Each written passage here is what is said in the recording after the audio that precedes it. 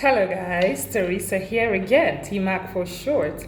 Now, it has come to my notice that my analysis videos have been reaching quite a number of people, and it's just great to see how many people, resonate with what I'm saying, how many people can, relate to how I break down the games, and are very appreciative of how I do it, because some people don't really get the luxury to watch the games. So my analysis videos always helps people to catch up with what is going on. So I'm here to just say I'm grateful, and I appreciate all the feedback, the comments, the acceptance basically from the Nigerian basketball space. Thank you all for the comments. Thank you all for sharing some of your concerns or ideas with me privately, but I would really like it if you leave some of those comments on the comment section so other people can see it and probably be more engaged in my post. But generally, I'm just here to say thank you, and I see you all, and I really appreciate everything that you're saying and your way of supporting what I do. So because basketball so far in Nigeria, we've only just had the competitions, and then there has just been private conversations about it. So it's really nice that we get to have avenues like show that we had on YouTube the other day from One Sport TV talking about it and just breaking down the game and having people comment in the comment sections as well. It's just really great, where we're moving our basketball to. That's about it. So now let me talk about the finalists, the two finalists. Now these two teams, the Dolphins team and First Bank, are teams that I've, have gone through different stages of growth, of development, of, pain, as a team, as individuals, and all of that. This is not to make any excuses for any of the teams, most especially First Bank, because they came second this time in the Zenith League. But the team First Bank have been going through a lot of different challenges. I'm talking different coaches getting fired at different times or leaving the job at different times.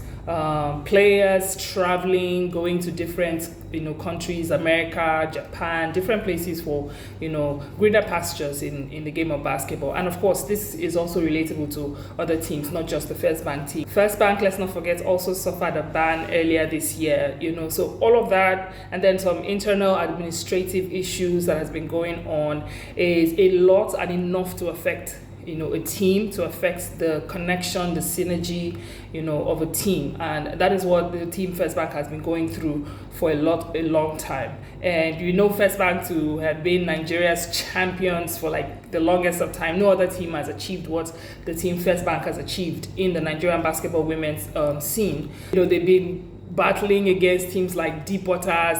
I'm talking the previous era Deporters.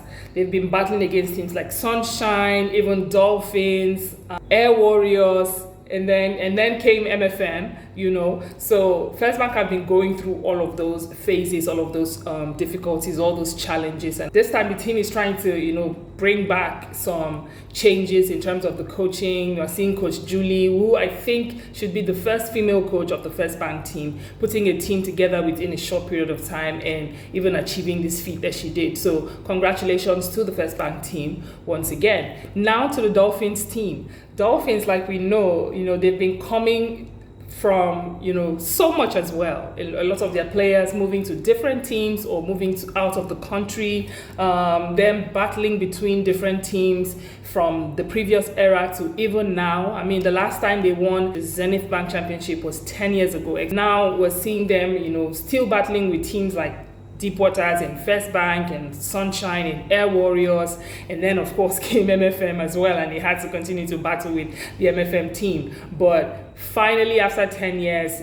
they do this remarkable thing by winning the Zenith League this year, and just bringing smiles to so many other people who have been on the team before. And we saw some of the past players holding out the jersey with the face of the late owner of the Dolphins team, Sir Aboderi.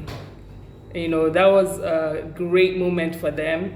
And it was just amazing to see that this group of girls were able to bring back the championship to the Dolphins team after 10 years. Congratulations to our champions of the Zenith Bank NBBF Women's Basketball League 2025, Team Dolphins.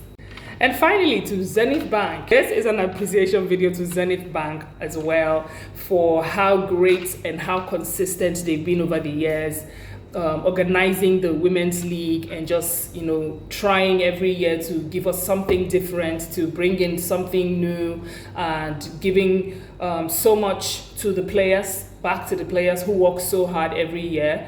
We hope that soon enough we would have, a more competent, NBBF, where we have people who are innovative leaders, people who are driven, people who are doers, people who can bring in investors, even more investors, because Zenith Bank can only do so much, right?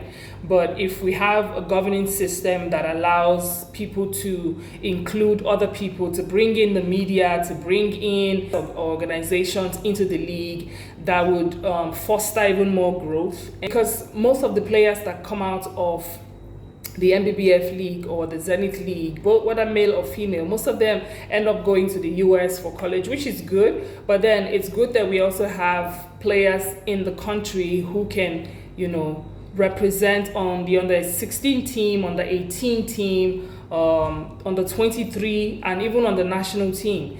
We lack players in those areas, but then when players are able to have a very good working system, governing system, and we play more games, and there are more investors, there are more people coming in, and they are unafraid of putting in their money in the women's league or even in the men's league, then we'll begin to see, better opportunities for players. We'll begin to see better, ideas in how to organize a finals game or how to organize even the phases, right?